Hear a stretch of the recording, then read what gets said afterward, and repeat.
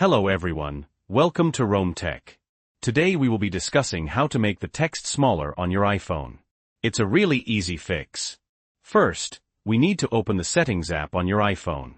Once you're in Settings, scroll down until you find Display and Brightness, and tap on it.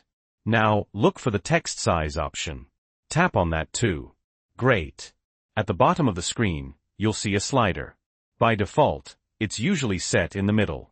Now, if you wanted to make the text larger, you'd slide this slider to the right. But since we're trying to make it smaller, we're going to slide it all the way to the left. Alright, now that we've made our text smaller, let's go back to the main screen. As you can see, all of the text across your iPhone, in your apps, settings, everywhere, is now smaller. You can now use your iPhone just as you normally would, but with smaller text.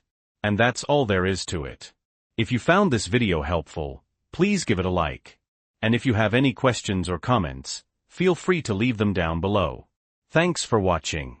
And don't forget to subscribe to Rome Tech for more helpful iPhone tips and tricks.